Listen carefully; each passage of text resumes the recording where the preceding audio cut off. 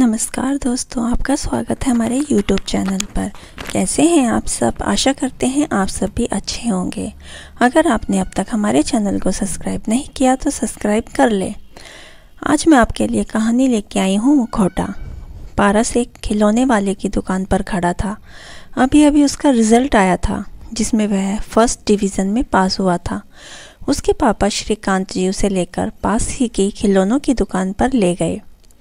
वहाँ पारस ने बहुत से खिलौने देखे, लेकिन उसे कुछ समझ नहीं आ रहा था। बहुत देर बाद उसे दुकान पर एक मुखौटा दिखा जो कि एक मुस्कुराते हुए आदमी का था। उस मुखौटे में कुछ ऐसा था कि पारस उसे देखता ही रह गया, जैसे उस मुखौटे ने उस पर कोई जादू कर दिया। पारस अपने पापा से उस मुखौटे को लेने की जिद करने लगा। श्रीकांत जी, बेटा इसका क्या करेगा? कोई खिलौना ले ले, देख कितनी अच्छी कार है, रिमोट वाली। पारस ने कहा, नहीं पापा, मुझे बस ये ही चाहिए। हार कर श्रीकांत जी ने उसे वह मुखौटा खरीद कर दे दिया। दोनों घर के लिए चल दिए। कार में बैठकर पारस ने मुखौटा लगाया और सामने वाले शीशे में देखा। उसमें वह काफ़ी डरावना लग रहा था। उसने झट से उसे उतार दिया। पापा ने कहा, क्या हुआ, अपनी शक्ल देखकर डर गए? यह कहकर पापा जोर से हंसने लगे। पारस ने कहा, मैं किसी से नहीं डरता, वो बस पहली बार लगाया था तो अजीब सा लग रहा था। पारस ने मुखौटों को पीछे सीट पर रख दिया और खिड़की से बाहर देखने लगा। तभी उसे काली हुड्डी पहने एक आदमी दिखाई दिया जिसने वह मुखौटा पहना था। वह पारस की ओर हाथ हिला रहा था। पारस ने कहा, पापा देखो, वह आदमी जिसने मुखौटा पहना है मुझे बुला रहा है। पापा ने देखा लेकिन कोई नहीं था। पापा ने कहा, कहाँ है बेटा? कोई भी तो नहीं है। लगता है तुम इस मुखौटे से डर गए हो। अगर ये तुम्हें पसंद नहीं तो इसे बाहर फेंक दो। पारस ने कहा, नहीं पापा, ये तो मैंने बहुत मन से खरीदा है। इससे मैं अपने सारे दोस्तों को डराऊंगा। इसी तरह बातें करते करते दोनों घर आ जाते हैं। घर पर पारस की मम्मी तनुजा के पूछने पर पारस उन्हें मुखौटा दिखा देता है। तनुजा, बेटा ये क्या ले आए? इससे लोग डरेंगे। पारस ने कहा, दोस्तों को डराने के लिए ही तो लाया हूँ मम्मी। कुछ देर बाद पारस अपने दोस्तों के साथ खेलने चल देता है।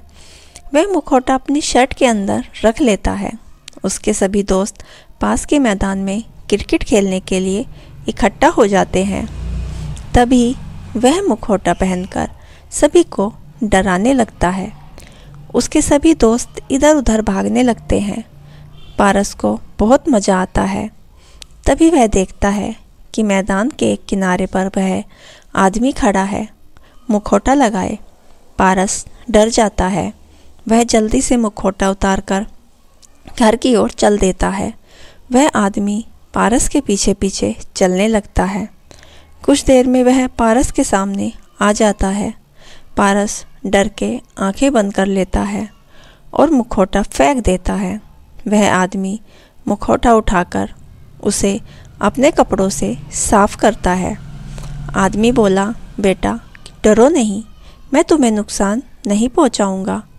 पारस ने कहा, ये मुखौटा तुम रख लो, पर मेरा पीछा छोड़ दो। आदमी ने कहा, बेटा मैं तुम्हें डरा नहीं रहा हूँ, एक बार मेरी बात तो सुन लो। वह आदमी पारस को लेकर एक किनारे बैठ जाता है। फिर वह अपना मुखौटा उतारता है। पारस ने कहा, अरे आप तो बिल्कुल हमारे जैसे दिखते हो, लेकिन आप इतने बड़े होकर मुखौटा पहनकर क्यों घूमते हो? आदमी ने कहा, बेटा मैं एक जोकर का काम करता हूँ।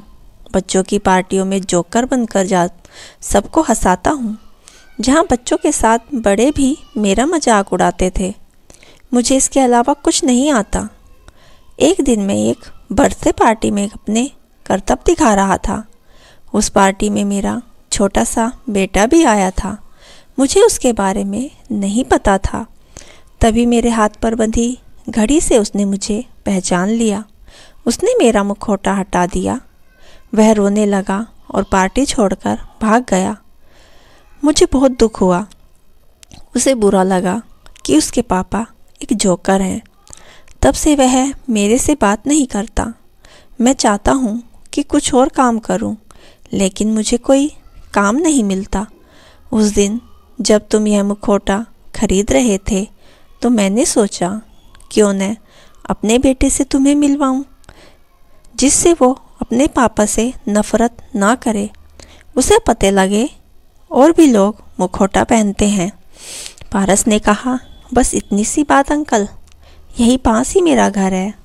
आप अपने बेटे को लेकर मेरे घर जाइए, मैं उससे अच्छे से समझा दूंगा, लेकिन तब तक यह मुखौटा मत पहनिए। आदमी ने कहा, बेटा तुम नहीं जानते तुमने मेरा कितना बड़ा बोझ हल्का कर दिया। तुम चलो, मैं आता हूँ। पारस घर आ जाता है। वह घर आकर अपने मम्मी पापा को सारी बात बताता है। कुछ देर में वह आदमी अपने बेटे सूरज को लेकर आ जाता है। पारस, सूरज तुम अपने पापा से गुस्सा क्यों हो? सूरज ने कहा, भला किसी के पापा जोकर होते हैं? मेरे पापा ने मेरे दोस्तों के सामने इंसल्ट करा दी। श्रीकांत जी बोले, बेटा कोई काम छोटा बड़ा नहीं होता, और वैसे भी तुम्हारे पापा ये सारा काम मुखौटा लगाकर करते हैं, इसलिए चिंता करने की कोई ज़रूरत नहीं है। उन्हें कोई नहीं पहचानता। उसके बाद पारस सूरज को वह मुखौटा दिखाता है। उसे पहनते ही पारस का चेहरा ढक जाता है। सूरज भी मुखौटा पहनकर देखता है। तनुजा ने कहा, बेटा आपके पापा बहुत महान काम करते हैं। बच्चों को हंसाने का ऐसा हर कोई नहीं कर सकता। फिर भी अगर तुम्हें ये सब पसंद नहीं तो उन्हें समय दो, वो अपना काम बदल लेंगे।